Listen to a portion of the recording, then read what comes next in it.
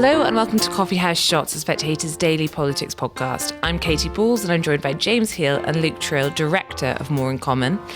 Now, it is Liberation Day, World Tariff Day, Day of Horror, depending how you look at it. But we won't be having the news of what Donald Trump plans to do, and many in the White House still seem rather unsure about what he might do until 9 p.m. UK time.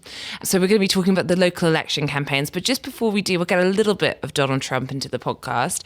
Luke, you've got some interesting polling out today.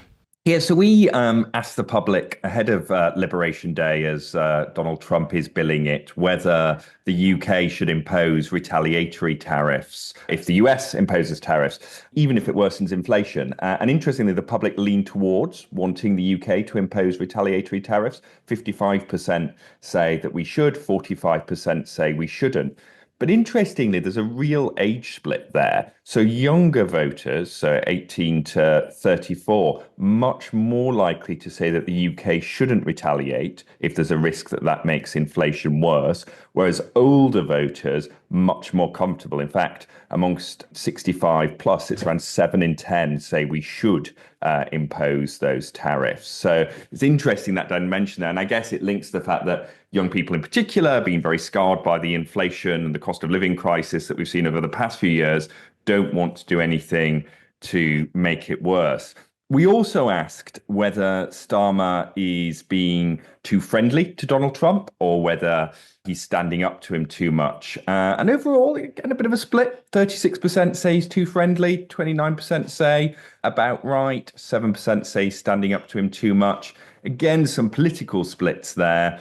Green Party voters actually overwhelmingly likely to say that Starmer is being too friendly to Donald Trump. 61% of them say that Starmer is being too friendly. James, is this a problem for Keir Starmer, do you think, or is he getting the balance right? What's the view of Labour MPs? I think from speaking to some Labour MPs, they regard it as a head and heart question. I think they'd all like the Prime Minister to have his Hugh Grant moment, sort of standing up, talking about David Beckham's left foot, etc.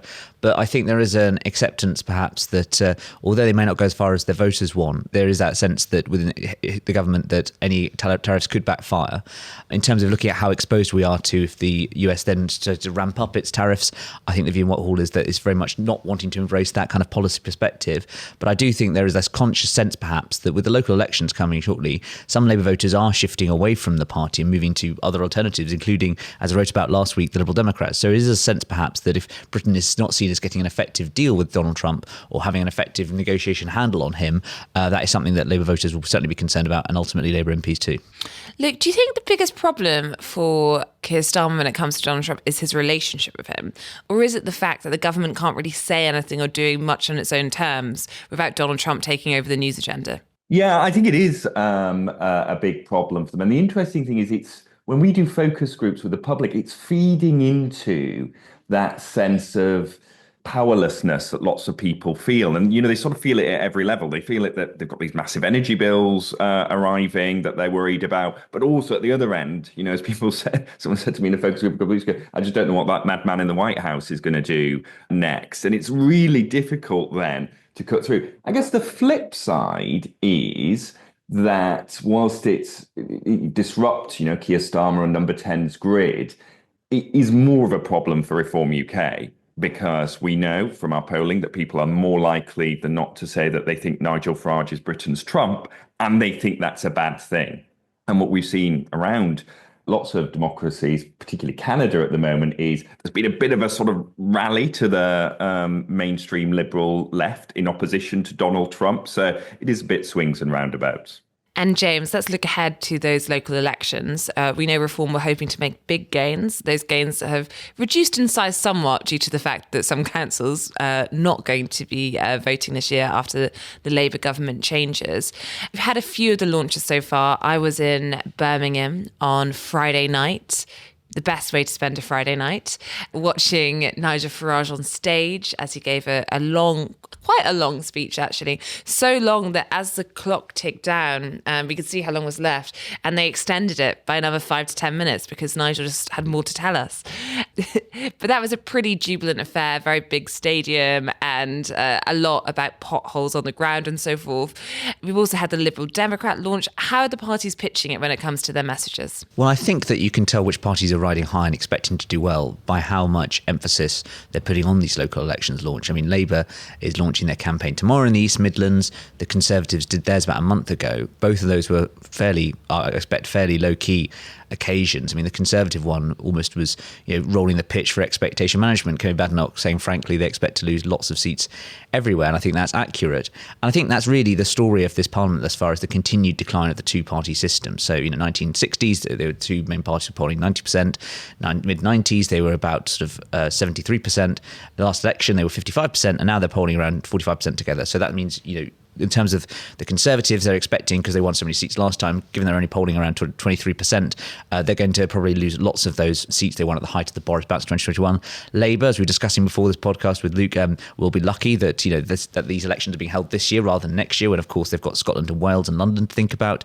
And it is the Reform Party and the Liberal Democrats who will do well. So you saw Ed Davey, I think they're running out of stunts for him to do, running around on a hobby horse in Oxfordshire, which of course Henley was won by the Liberal Democrats last year at the general election. Now they're going after seats there, places like Gloucestershire, and so I think they're going to do very well, and they're going to sort of consolidate a lot of their whole in southern England. And in terms of Reform UK, I mean, I think the real benchmark will be whether they do better than 2013 UKIP, which was when the party won 23%. That occasion, they came second in lots of places, but won relatively few council wards. The key thing for me will be looking at how many wards they can win in terms of getting that vote, ensure it's being turned out tactically, and if it's concentrated in the right places. But I think the internal figure that Reform is sort of talking about, and actually been briefing about, is 200. I think you'd expect to see more like 400 seats if this polling is held up. So I think a good night for Reform, a good night for the Liberal Democrats, and for the two established parties, it won't be much to cheer about.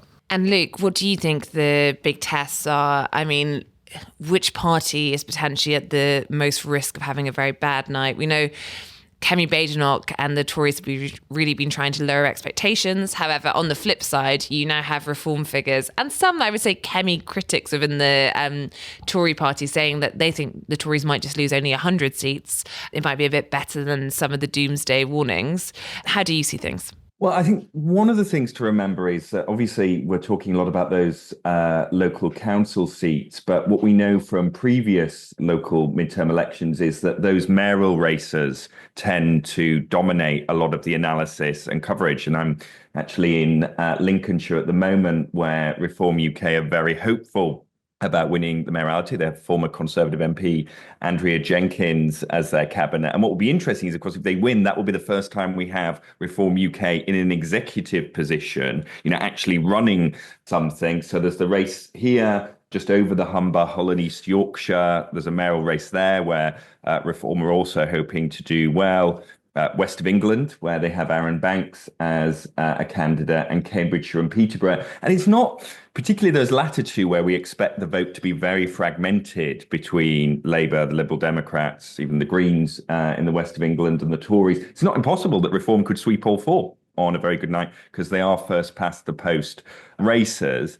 But in terms of where the parties should be performing, I mean, I think the Tories will be happy if they manage to, basically, get 400 or so seats. I think above 400 would be good for them. I think for Reform, a similar number. I think 200 is way too low, given where Reform playing. It's very good expectations management. But I think a sign that Reform's polling is holding up and converting into actual votes is that 400 seat mark for Reform UK as well. If they're there, it shows two things. One, the polling is real. But secondly, and James was alluding to this, they've finally started to get over that problem of having very wide support, but support which isn't concentrated enough to win in first past the post.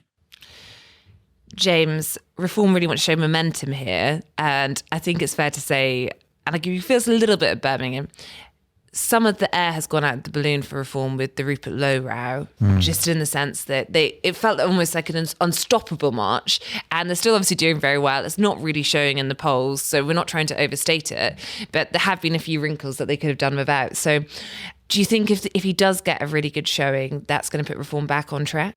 Well, I think that, I was going to the Robert Hayward briefing a few weeks ago, and he said, in terms of the voters' perceptions, the Reform Party is the Nigel Farage party. And so he is world king, to use Boris's phrase.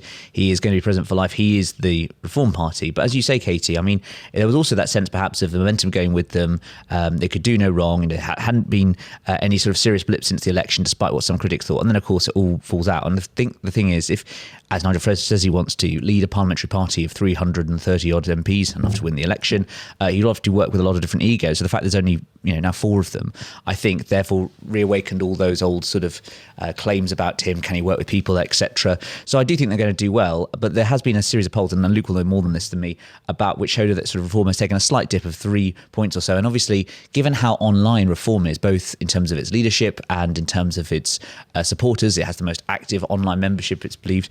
I think inevitably Rupert Lowe there standing up there and attacking him every single tweet, etc., now polling him on all those tweets, getting more likes, etc., more retweets, regardless of how real those are perhaps. But that obviously is going to, I think, put a slight fly in the ointment. So I think that they'll do very well in May, but I think you've got to remember this is a 5-year-long parliament, 4 years left to go, and so we'll see how it all goes in terms of managing those egos by 2029. And Luke, just finally, one element in the general election which is a problem for Labour were the pro-Gaza independents. And we saw a result on Friday in outer London where the Labour vote effectively appeared to just vanish and almost directly be replaced with an independent party, which I think can also be described as pro-Gaza. Are we going to see that much of that in the local elections? Was that really more likely to be next year's local elections in terms of the seats up for grabs? And do you think this is still an electoral problem for the Labour Party, even though we're spending a lot of time, not just on this podcast, but generally talking about Nigel Farage and Keir Starmer? Yeah, so I don't think that Labour's challenges with the Muslim vote will be that much of a problem in this set of local elections, simply because of the seats that are up. They tend not to be areas with a high number of Muslim voters. Next year, when we have London local elections, we have Birmingham, I think, elects then as well. There, I think you will see these challenges emerge. And look, I think absolutely what we saw with that result on Friday, Thursday night, Friday, in Wes Streeting's patch was Labour has a real problem here. And the interesting thing, and I think this gets overlooked sometimes, is that when we do focus groups with Muslim voters who've switched to independence, they often sound a bit like the Red War voters that Labour lost over Brexit. And that is to say that they will say they're very definitely annoyed about Gaza and Labour's position on it, but Gaza is the trigger for a wider rupture. This is the risk. And they will say Labour takes us for granted. And they very quickly pivot on to talking about crime is bad in the area. Labour have done nothing about it. The high streets run down. There's no opportunities. Exactly what we would have heard from Red Wall voters who split from Labour over Brexit. Gaza is having a similar effect. And so those Labour strategists who might be counting on the salience of Gaza diminishing, if there's a lasting peace deal, I think they're going to be in for, bad news if this does turn into a wider switch. And you do hear in focus groups, people say, well, we've finally got a champion for our community in Parliament. And I think that's the difference. And that's going to be the challenge for Labour. Thank you, Luke. Thank you, James. And thank you for listening.